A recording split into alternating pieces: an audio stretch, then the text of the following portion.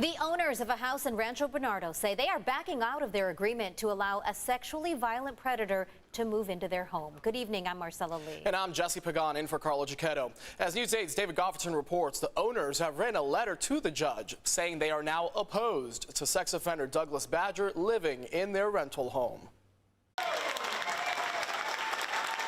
After a week of town hall meetings and protests, the owners of this house in Rancho Bernardo now say they no longer want sexually violent predator Douglas Badger living there. Brian and Ming Zublin had an agreement to rent their home to state contractor Liberty Healthcare to house the 78-year-old after his pending release from a state mental hospital. Liberty Healthcare has grossly misrepresented to both the public and I believe to these property owners the complexity, the risks for placing a sexually violent predator. Former San Diego City Council member Carl DeMaio announced the decision on Zoom after meeting privately with the homeowners. Badger's placement is set for a court hearing on October 29th. The Zublins are seeking to terminate their agreement with Liberty Healthcare. They're informing the judge of their intention to terminate the agreement.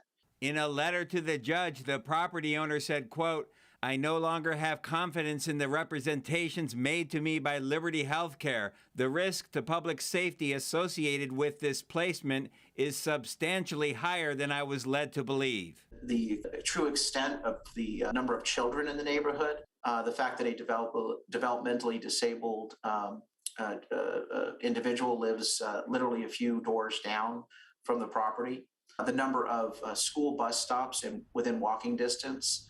Douglas Badger is a diagnosed paranoid schizophrenic who has a long history of sexually assaulting male hitchhikers at gunpoint. In 1997, he was released from prison and committed under California's sexually violent predator civil law. DeMaio now says he has lost confidence in the state contractor. My own opinion on Liberty Healthcare is they are a fly-by-night operation that really just tries to dupe people into accepting sexually violent predators and hoping nobody figures it out until after it's all a done deal.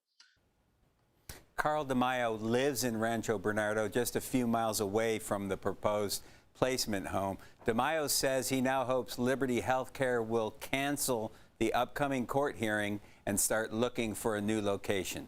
Jesse? Now, David, that looks like a pretty expensive home. Who pays for the housing, the expenses in a situation like this? The taxpayers pay for it. Rent, security, treatment costs, the personnel who actually have to live at the house to keep an eye on the sexually violent predator 24 hours a day. It all adds up, and by some estimates, it costs more than $300,000 per year. David Gofferton following the story for us for weeks now at this point. David, thank you.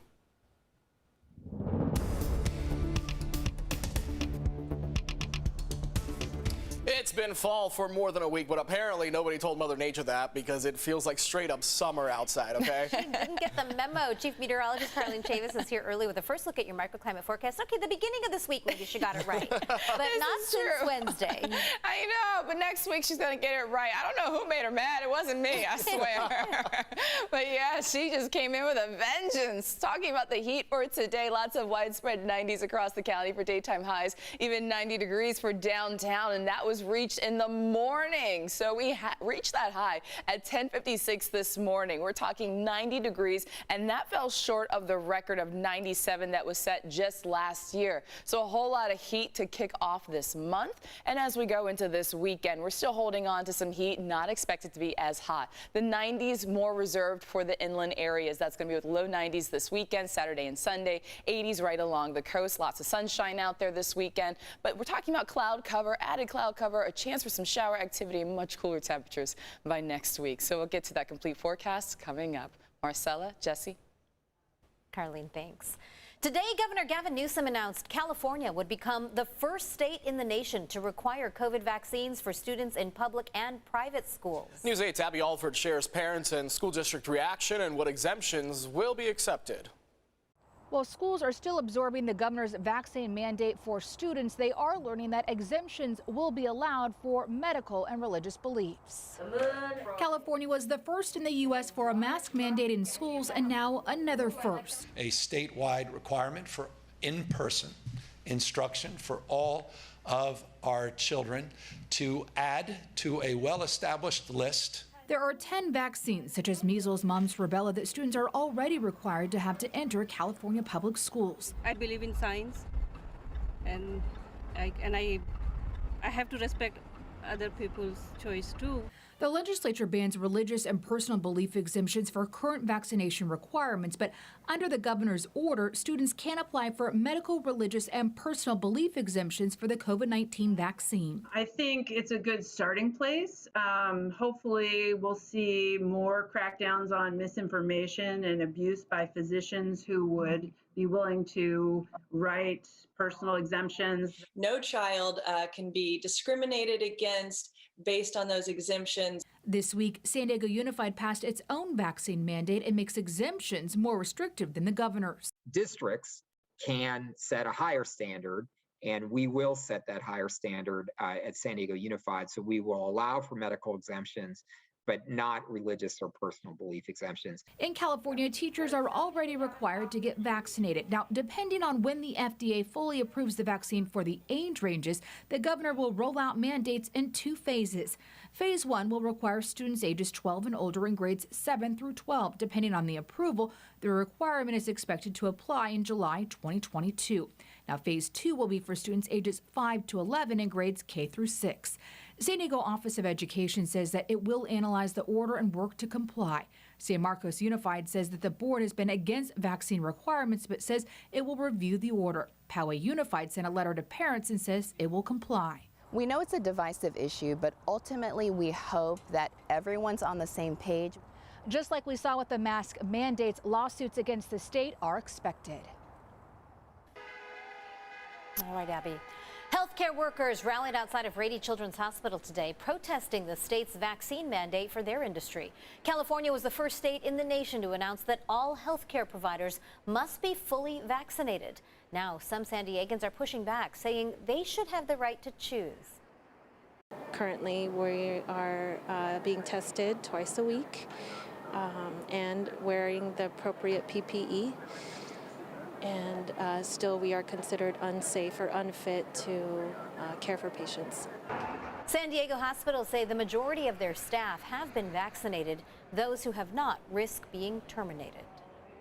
Meantime, there could be a possible breakthrough tonight in the way we treat COVID-19. As Naomi Ruckham reports, drug maker Merck says its experimental pill cuts COVID-related deaths and hospitalizations by half. Pharmaceutical company Merck is reporting promising results with the experimental COVID-19 drug Molnupiravir. The drug company looked at 775 adults with mild to moderate COVID-19 at high risk for severe disease.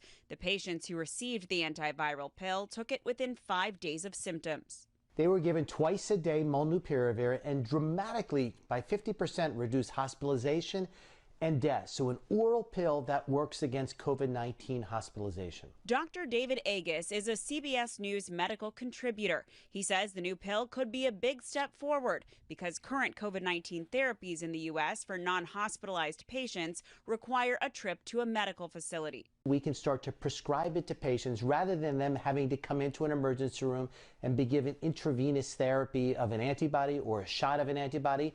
They can get a pill. And so this certainly makes it much easier to treat, and in the end will probably save many lives. An independent group of experts recommended to stop Merck's trial because the results are so favorable. The company says it plans to submit its data for FDA review in the coming days. Other companies, such as Pfizer and Roche, are testing similar drugs that could also report results in the coming weeks. Naomi Ruckham, CBS News, New York. Earlier results showed the drug did not offer benefits for patients hospitalized with severe disease. 2 people are dead after a helicopter collided with a plane in midair. Detectives in Chandler, Arizona say the 2 people who died were on board the helicopter, which crashed and caught fire. The single-engine plane landed safely. Flight schools in the area operate both of the aircraft. At this point, the National Transportation Safety Board is investigating. Still ahead, is there a $600 limit on cash apps like Venmo and Zelle before you get taxed? We verify. Plus, President Biden travels to Capitol Hill as his infrastructure agenda hangs in the balance. I'm Natalie Brand with how House Democrats are trying to strike a deal. And it was the deadliest mass shooting by one person in U.S. history. How victims of the 2017 Las Vegas tragedy are being honored 4 years later.